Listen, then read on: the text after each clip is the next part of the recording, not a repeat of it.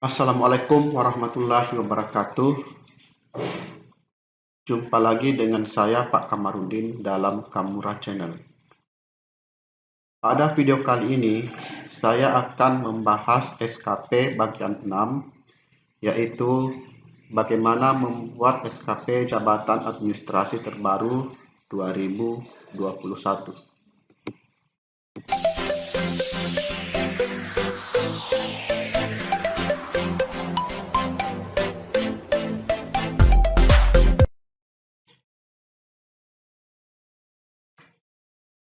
Sebelum kita melanjutkan bagaimana cara membuat SKP Jabatan Administrasi Terbaru 2021, alangkah baiknya kita mempelajari dulu tentang jabatan ASN.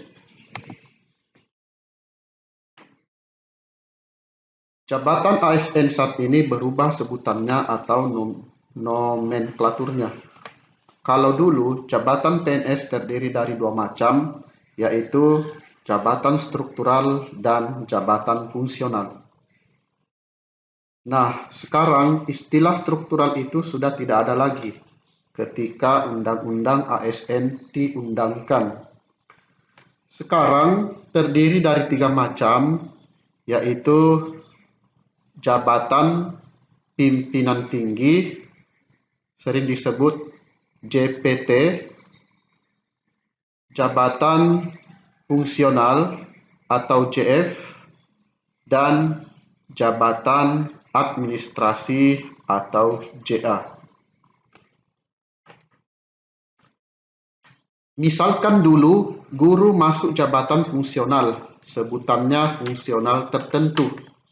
Tapi sekarang tidak ada lagi sebutan fungsional tertentu.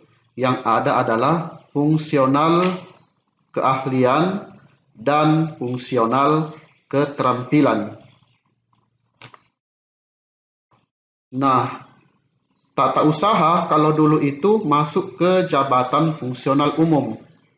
Sekarang tata usaha tidak lagi menjadi jabatan fungsional umum, tetapi masuk ke jabatan administrasi tingkat pelaksana. Baiklah Bapak Ibu sekalian, sekarang bagaimana cara membuat SKP Jabatan Administrasi Terbaru 2021, khususnya nanti yang saya contohkan adalah jabatan pelaksana. Sebelumnya kita lihat Peraturan Menteri Pendidikan Nasional Republik Indonesia Nomor 24 Tahun 2008 tentang standar tenaga administrasi sekolah atau madrasah. Di sini dijelaskan tentang kualifikasi dan kompetensi yang dimiliki oleh tenaga administrasi sekolah atau madrasah. Dengan acuan ini, kita bisa membuat SKP jabatan administrasi, khususnya jabatan pelaksana. Baiklah Bapak Ibu sekalian, langsung saja kita masuk contoh yang sudah saya siapkan dalam aplikasi Excel berikut.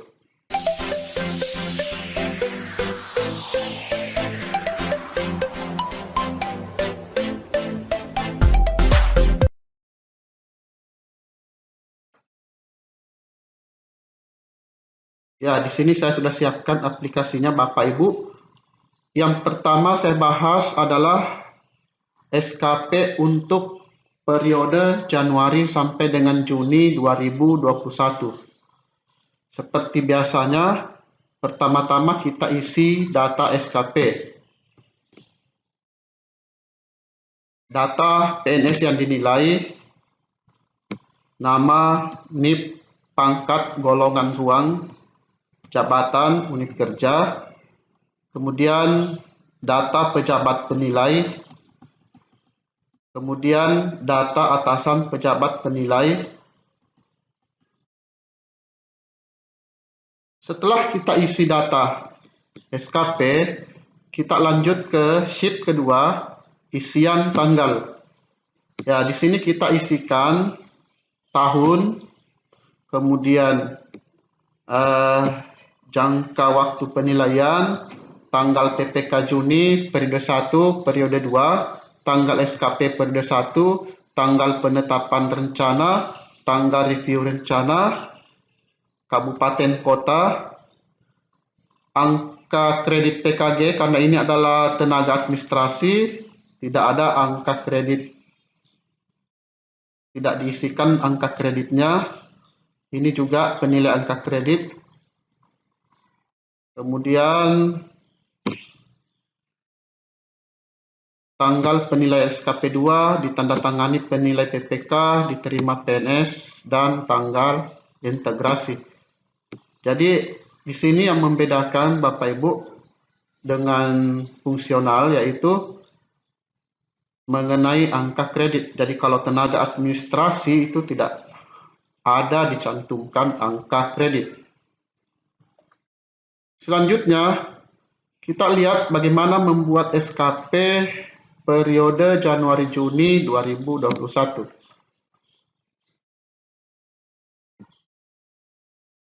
Jadi formatnya seperti ini Bapak Ibu ya. Jadi kita gunakan format surat edaran dari BKN yang terbaru.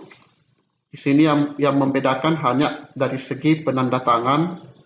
Jadi sebelumnya hanya 2 yang bertanda tangan.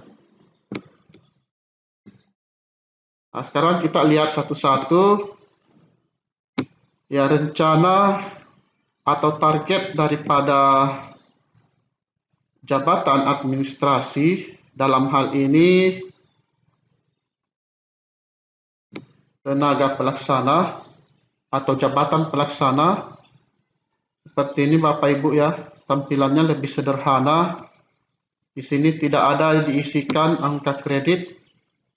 Ya, inilah rencana-rencana yang akan dilaksanakan selama kurang lebih 1 semester atau selama 1 semester. Ada 11 poin. Ya, saya kira sudah jelas Bapak Ibu.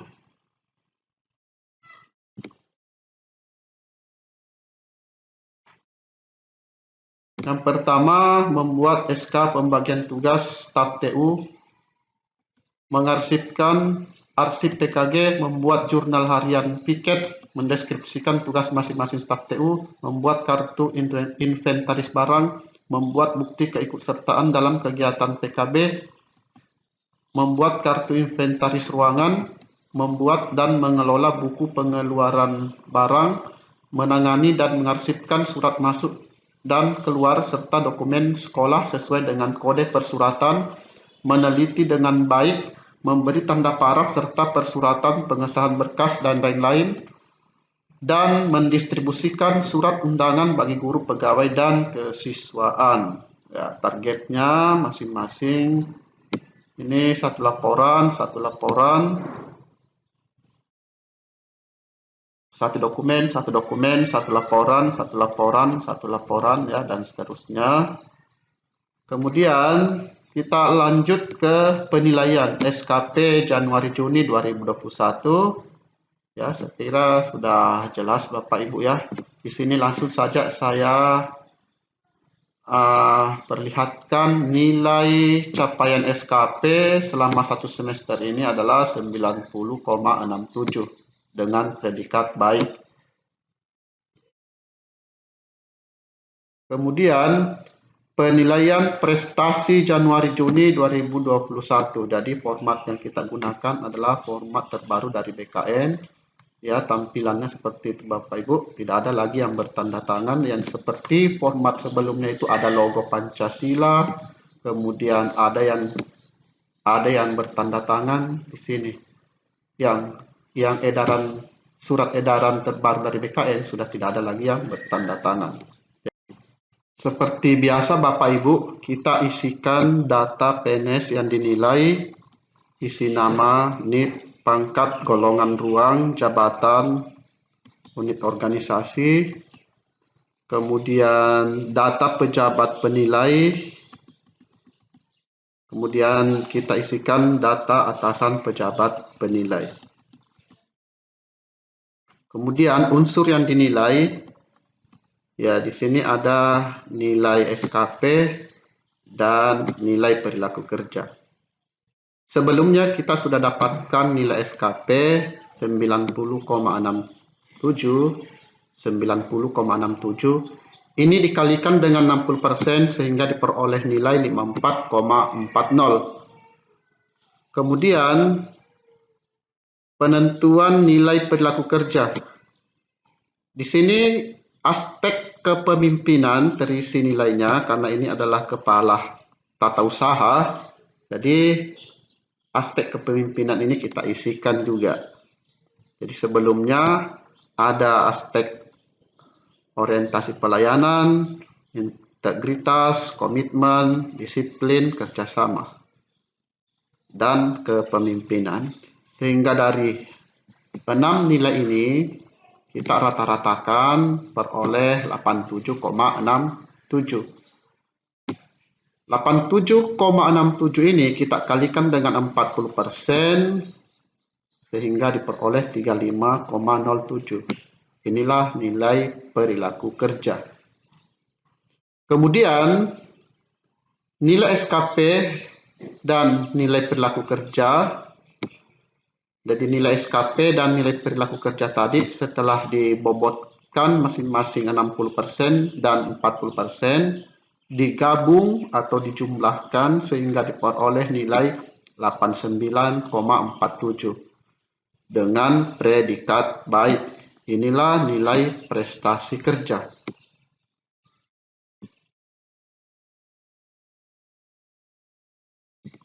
Ya. Kemudian poin kelima, keberatan dari pegawai negeri sipil yang dinilai apabila ada. Jadi seperti ini saja Bapak Ibu. Nilai prestasi kerja atau membuat SKP sampai dengan penilaian prestasi kerja periode Januari-Juni 2021.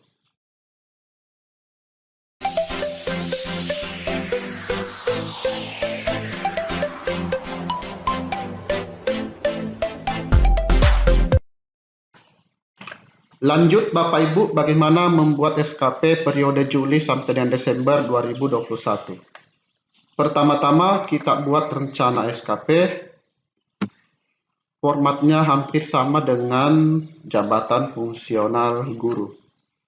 Cuman bedanya kalau jabatan administrasi itu tidak terkait dengan angka kredit.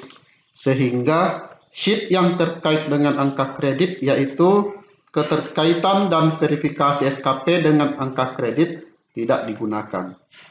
Jadi lebih cepat, lebih hemat ketika membuat rencana SKP jabatan administrasi. Selanjutnya kita lihat kolom rencana kinerja atasan langsung.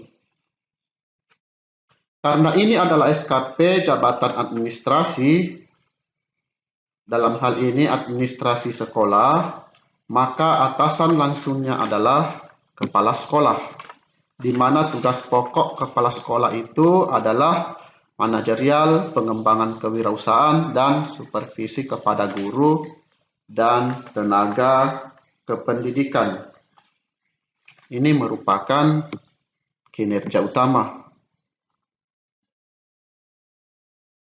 Di samping kepala sekolah melaksanakan tugas pokok tadi, kepala sekolah juga melaksanakan pengembangan keprofesian berkelanjutan atau PKB. Ini merupakan kinerja tambahan. Selanjutnya kita lihat rencana kinerja. Dalam hal ini rencana jabat administrasi sekolah.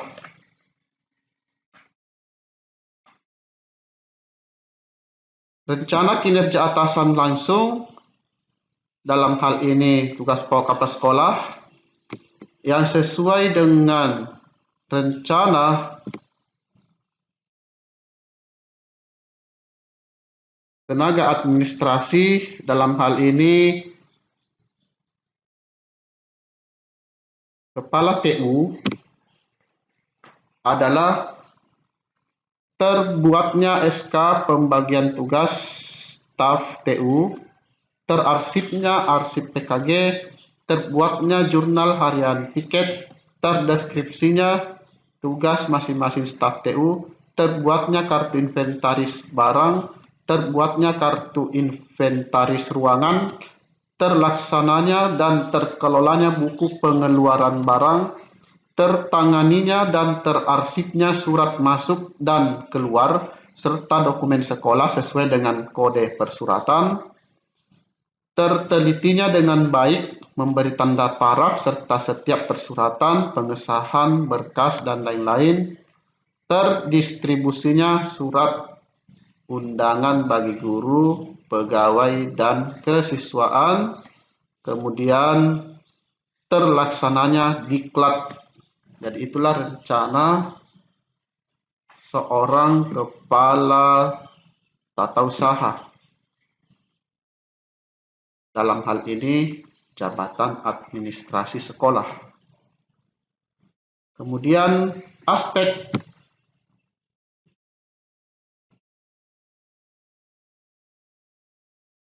adanya pembagian tugas, jadi aspek kuantitas, adanya SK pembagian tugas, targetnya 1 laporan, kualitas, tercapainya persentase sesuai yang diharapkan, target 90%, waktu, ketepatan waktu pelaksanaan ditargetkan 6 bulan, selanjutnya terarsipnya arsip PKG, kuantitas adanya arsip PKG, target 1 laporan, kualitas tercapainya persentase sesuai diharapkan 90%, waktu, ketepatan waktu pelaksanaan target 6 bulan, selanjutnya terbuatnya jurnal harian piket, kuantitas adanya jurnal harian piket, target 1 laporan,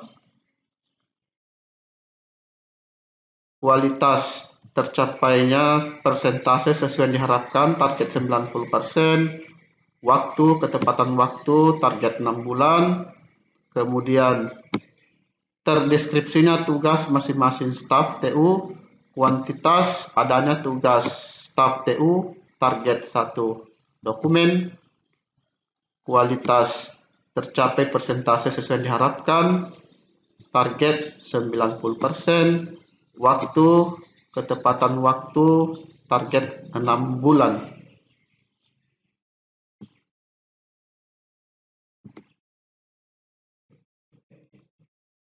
Dan seterusnya Bapak Ibu bisa dilihat untuk terbuatnya kartu inventaris barang,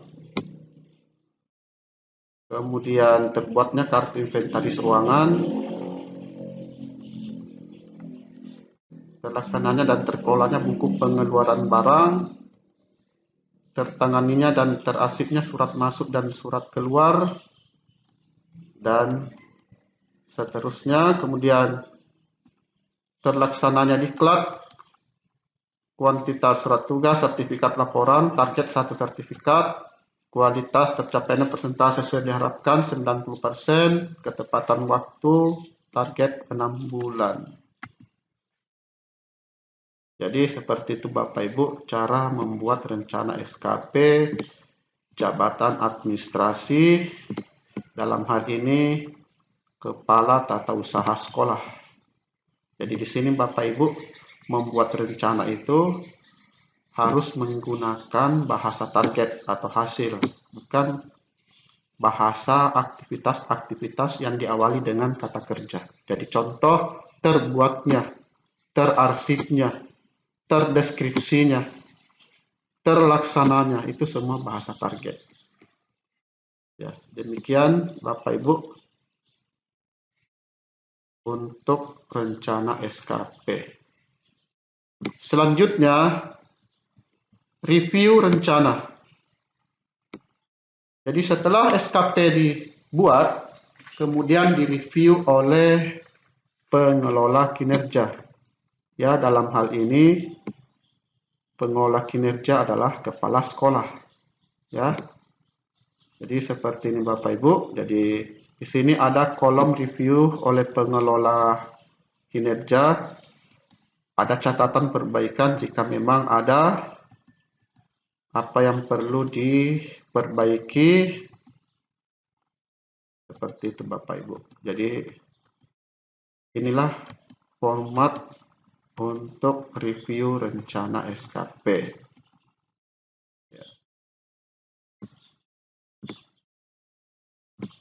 Kemudian barulah penetapan rencana. Jadi penetapan rencana seperti ini. Jadi kalau di rencana SKP tadi formatnya ada 6, di penetapan juga demikian. Bahkan persis sama kalau tidak ada review. Jadi kalau tidak ada review persis sama dengan apa yang di rencana tadi. Ya. Kemudian ditandatangani oleh pejabat kinerja dan pegawai yang dinilai. Jadi persis sama yang direncana. Ya, saya kira jelas Bapak Ibu. Demikian cara penetapan rencana SKP. Jadi rencana, review, sampai dengan penetapan itu dibuat di awal Juli 2021.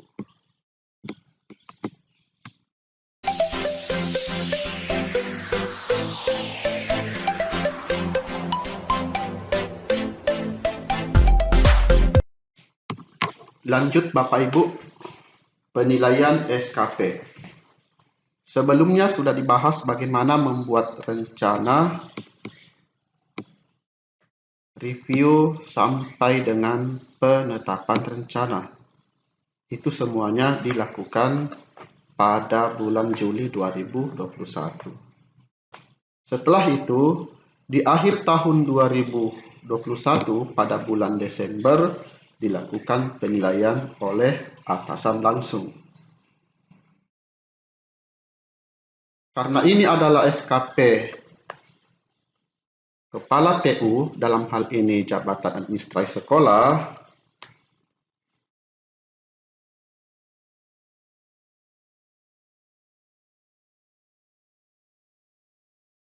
maka atasan langsungnya adalah kepala sekolah. Walaupun yang menilai adalah kepala sekolah,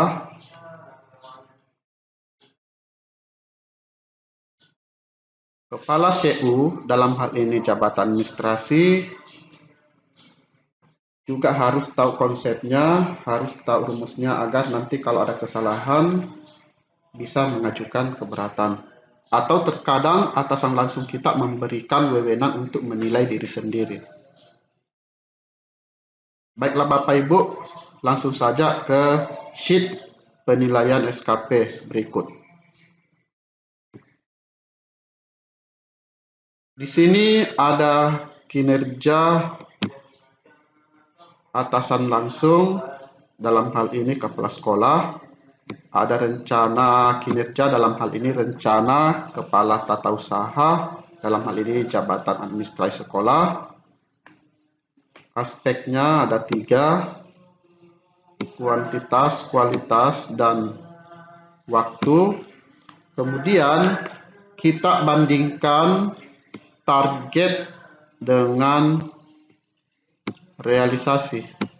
Konsepnya sederhana. Kuantitas dan kualitas, ketika realisasinya lebih besar atau di atas target, maka capaian IKI-nya di atas 100%.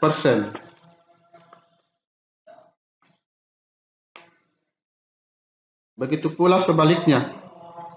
Ketika realisasi lebih kecil atau di bawah target, maka capaian IKI-nya di bawah 100%.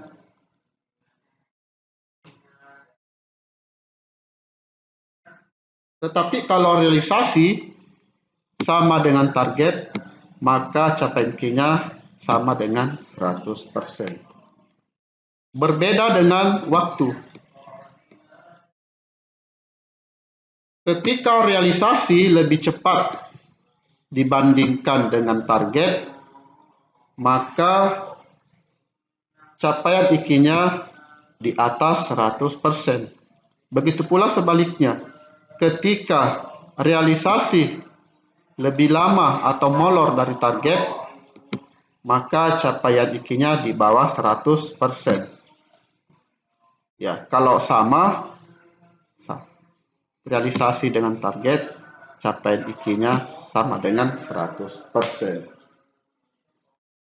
Selanjutnya, kita akan analisis satu per satu. Yang pertama, terbuatnya SK pembagian tugas staf TU. Ya, di sini targetnya 1, realisasinya 1, jadi sama, capai IKI-nya 100%. Kualitas tercapainya persentase sesuai yang diharapkan. Di sini target 90%, realisasi 90%, jadi sama, maka capaian IKI-nya 100%. Waktu, ketepatan waktu pelaksanaan, target 6 bulan, realisasi sama dengan 6 bulan, maka capaian IKI-nya 100%. Ya, seperti itu Bapak Ibu. Ya. Seandainya, misalnya di sini kualitas adalah realisasinya misalnya 80, berarti realisasi di bawah target, maka capaian IKI-nya di bawah 100%. Ya. Bagaimana kalau misalnya realisasinya 95? Ya, maka capaian IKI-nya, karena ini 95 berarti di atas target, maka perolehan nilai capaian IKI-nya 106, dalam hal ini di atas 100%. Ya. Saya kembalikan yang tadi Bapak Ibu 90 tadi. Ya. Begitu pula waktu. Kalau misalnya waktu di sini lebih cepat, misalnya 3 bulan misalnya, maka perolehan capai IKI-nya berarti ini realisasi lebih cepat, berarti di atas 100%. Kita bisa lihat 150-100%. Saya kembalikan lagi tadi ke 6 bulan ya. Dan seterusnya Bapak Ibu, caranya sama. Bagaimana penentuan capaian IKI? Ya, karena di sini SKP, penilaian SKP yang saya buat, realisasi dan target sama, maka di sini nilai capaian IKI-nya semuanya 100%. Misalkan saya kasih contoh lagi satu. Di sini untuk terlaksana diklat kuantitas target misalnya 1 sertifikat, ternyata realisasinya dapat 2 sertifikat. Berarti lebih 100%. Ya, begitu Bapak Ibu ya. Saya kembalikan yang tadi. Karena di sini 1 sertifikat sama dengan 1 sertifikat, maka nilainya 100%. Selanjutnya, kita lihat capaian IKI ke kategori capaian IKI. Ya, di sini konsepnya sederhana. Ketika capaian IKI-nya 100%, maka itu kategorinya baik. Di atas 100%, maka kategorinya sangat baik, dan di bawah 100% kategorinya cukup. Jadi di sini yang saya tampilkan hanya kategori sangat baik dan cukup, walaupun ada nilai kategori kurang dan sangat kurang, itu jarang terjadi. Nah, misalkan saya kasihkan contoh untuk nilai di atas 100 capaian IKI-nya. Misalnya ini tadi ya, saya ubah misalnya di sini 95, maka capaian IKI-nya diperoleh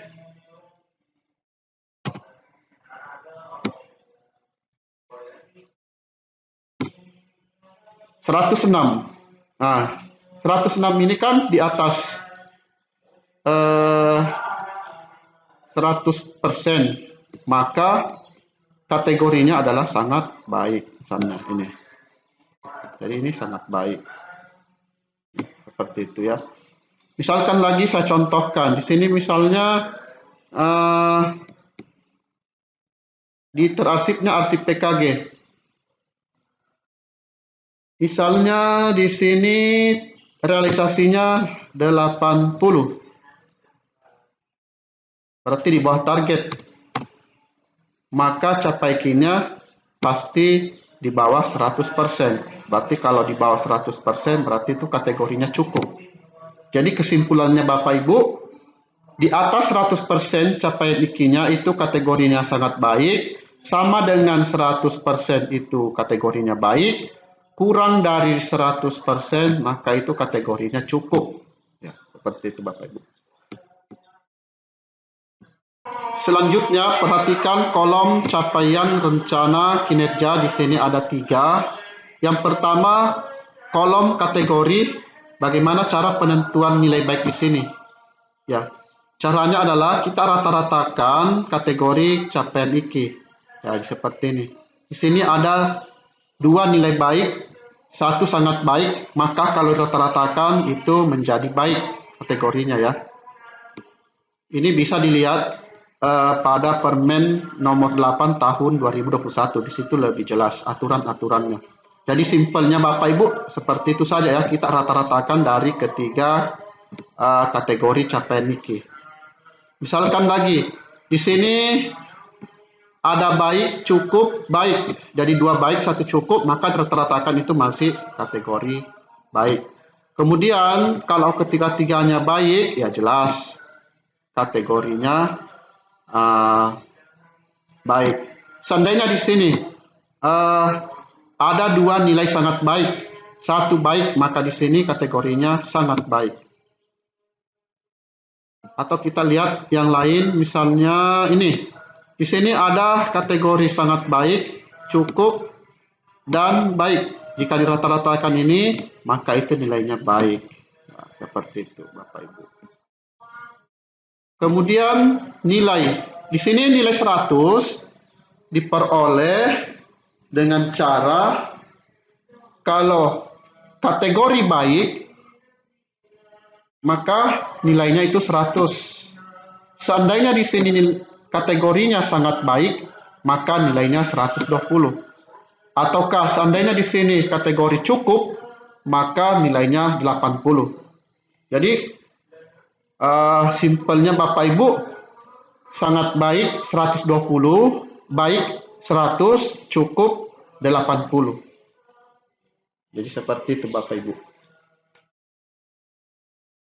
Karena di sini kategorinya semuanya baik, maka nilainya juga semuanya 100. Selanjutnya, di sini ada istilah nilai tertimbang. Dalam penentuan nilai tertimbang ada 2 metode, yaitu metode langsung dan metode tidak langsung. Di sini saya pakai metode langsung karena itu yang paling gampang digunakan. Metode langsung itu sama persis. Bila nilai di sini 100, maka nilai tertimbangnya juga 100. Jadi konsepnya seperti itu Bapak Ibu ya, sederhananya seperti itu. Seandainya di sini nilainya 120, maka di sini nilai tertimbangnya 120. Ataukah seandainya misalnya di sini nilainya 80, maka di sini nilai tertimbangnya 80. Ya. Itu cara perhitungan nilai tertimbang untuk kinerja utama. Selanjutnya, bagaimana cara menghitung nilai tertimbang kinerja tambahan? Di sini berbeda dengan cara menghitung nilai tertimbang kinerja utama. Ya, kita lihat di sini di kinerja tambahan ada satu poin terlaksana diklat, nilainya 2,4. Cara penentuan nilai tertimbang ini kita lihat tabel yang ada di samping penentuan nilai tertimbang untuk kinerja tambahan. Jadi seperti ini Bapak Ibu tabelnya ya. Ya, ini. Jadi penentuan nilai tertimbang kinerja tambahan bergantung pada lingkup penugasan. Jadi di sini kalau lingkupnya satu dalam satu perangkat daerah, biasanya tingkat kabupaten. Kalau lingkup dua antar perangkat daerah dalam satu daerah, misalnya ini tingkat provinsi. Lingkupnya tiga antar daerah, daerah pusat atau tingkat nasional. Jadi kabupaten, provinsi, tingkat nasional. Nah, kita lihat tabel tadi untuk nilainya 100, karena ini adalah diklatnya yang diikuti adalah tingkat nasional, maka kita isikan di sini lingkupnya 3. Nilai 100, lingkupnya 3, maka nilai tertimbangnya adalah 2,4. Ya. Jadi sini sudah dirumus Bapak Ibu ya. Tinggal kita linkkan 2,4 itu ke dalam tabel ini. Ya. Ya, seperti itu Bapak Ibu. Atau lebih jelasnya dalam Permen nomor 8 tahun 2021, rumus penentuan nilai tertimbang ya seperti ini ya, untuk kinerja tambahan, untuk sangat baik rumusnya ini, kategori baik rumusnya ini, cukup rumusnya ini. Tapi di sini saya sudah rumuskan di dalam tabel ini, tinggal dilingkan saja masuk ke dalam sini. Seperti itu Bapak Ibu.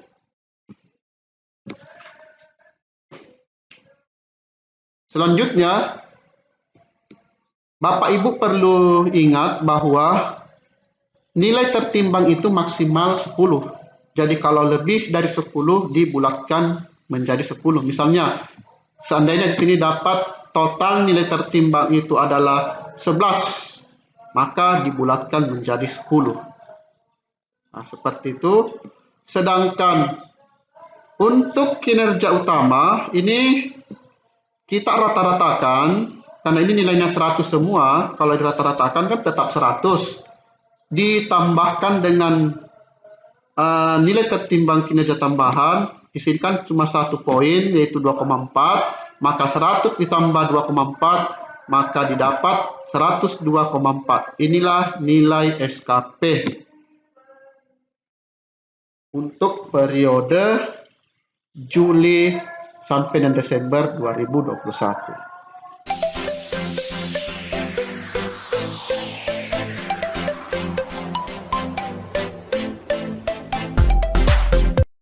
Selanjutnya, penilaian kinerja. Penilaian kinerja ini dilakukan di bulan Desember 2021 yang terdiri dari penilaian SKP dan penilaian perilaku kerja. Kedua penilaian tersebut digabung menjadi penilaian kinerja dengan bobot 60% nilai SKP dan 40% nilai perilaku kerja. Jadi seperti ini Bapak Ibu format terbaru dari BKN penilaian kinerja. Sebelumnya sudah dilakukan penilaian SKP. Setelah SKP dinilai, maka akan dilakukan penilaian perilaku kerja oleh atasan langsung, dalam hal ini kepala sekolah. Lagi-lagi, kepala TU dalam hal ini jabatan administrasi harus tahu, karena biasanya atasan langsung memberikan wewenang untuk menilai diri sendiri. Nah, bagaimana cara menilai perilaku kerja? Di sini sudah ada ketentuan, ada jabatan di sini ya, bisa dilihat tabel di samping ini Bapak Ibu. Ada kalau jabatan administrasi itu jenjang jabatannya itu ada administrator, pengawas, dan pelaksana. Jadi penilaiannya ini berbeda-beda tergantung level yang dipersyaratkan. Jadi misalnya di sini yang saya jelaskan jenjang jabatan pelaksana misalnya, dari level dipersyaratkan nanti ini 1, 2. Ya. Kita lihat Bapak Ibu bagaimana cara pengisian nilai aspek-aspek perilaku kerja berikut. Jadi kita lihat proses penilaian perilaku kerja untuk jenjang jabatan pelaksana. Ya. Jadi masing-masing aspek kita akan nilai berdasarkan dari level yang dipersyaratkan. Tadi kalau pelaksana itu level 1, 2. Kenapa di sini ada nilai 4, ada nilai 3? Karena supaya nilainya ini ada peningkatan ya. Supaya nilai SKP ini ada peningkatan, makanya melewati level yang dipersyaratkan ya. Berarti nanti ini nilai-nilainya ini di atas baik semua. Itu alasannya Bapak Ibu. Karena kepala TU ini nilai SKP sebelumnya itu sudah mendapatkan nilai tinggi, di mana kalau saya ambil level 1, 2 maka nilainya akan turun. Jadi makanya itu alasannya Bapak Ibu saya ambil di sini 3, 4. Ya, kita isi diperoleh nilai 3,8, kemudian nilai skala 120, 117,8 dan seterusnya. Komitmen, inisiatif kerja, kerjasama, kepemimpinan. Ya, ini kepemimpinan juga terisi Bapak Ibu karena kepala tata usaha, maka nilai kepemimpinan juga nanti akan kita isi. Sehingga setelah direkap nilainya seperti ini. Ya. Kemudian dirata-ratakan. Ya, di sini ada kesalahan hitung Bapak Ibu ya, saya perbaiki rumusnya dulu. Dirata-ratakan nilainya sehingga diperoleh, jadi ada masuk nilai kepemimpinan 117,17. Kita lihat, jadi kita lihat tabel di penilaian kinerja. Ya, ini nilai-nilai yang ada di sini kita linkkan ya, atau ini dilinkkan dari proses penilaian perilaku kerja tadi. Jadi di sini kita linkkan ke tabel penilaian kinerja sehingga rata-ratanya ini diperoleh 117,17. Inilah nilai perilaku kerja. Kemudian kedua nilai ini kita bobot, 60% nilai SKP ditambah 40% nilai perilaku kerja, maka diperoleh nilai 108,31. Inilah nilai kinerja. Kemudian di bawahnya ditandatangani oleh pejabat penilai kinerja, kemudian pegawai yang dinilai. Seperti itu Bapak Ibu.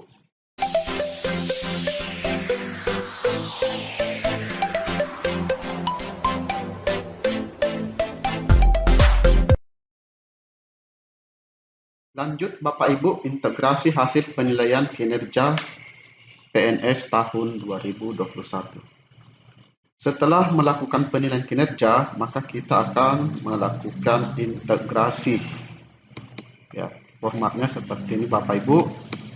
Yang diintegrasikan itu periode pertama Januari Juni dan periode 2 Juli Desember 2021. Jadi sebelumnya nilai kinerja periode Januari sampai dengan Juni diperoleh 108,28. Sedangkan Periode kedua, Juli sampai Desember, nilai kinerja 108,31. Kemudian, kita integrasikan dengan cara merata-ratakan kedua nilai ini. Sehingga diperoleh nilai 108,29. Inilah nilai kinerja PNS tahun 2021 dengan predikat baik. Jadi seperti itu Bapak Ibu ya. Di sini perlu saya jelaskan bagaimana mendapatkan nilai kinerja periode Januari sampai dengan Juni. Ya, saya buka sheet laporan dokumen. Di sini terlihat jelas di dalam tabel ini. Kan sebelumnya periode Januari Juni itu belum dikonversi, nilainya kan masih ini ya. Nilai SKP-nya sekian, nilai perilaku kerjanya sekian, kemudian nilai prestasi kerja, masih pakai istilah prestasi kerja. Setelah dikonversi masing-masing nilai ini, sehingga diperoleh istilahnya nilai kinerja, bukan lagi istilah prestasi kerja, tapi nilai kinerja 108,28. Itu yang ini yang dilingkan ke hasil integrasi 108,28. Seperti itu Bapak Ibu, cara mengintegrasi hasil penilaian kinerja PNS tahun 2021. Selanjutnya laporan dokumen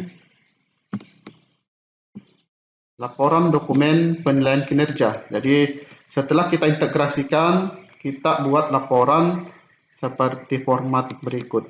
Jadi formatnya ini adalah format terbaru dari BKN.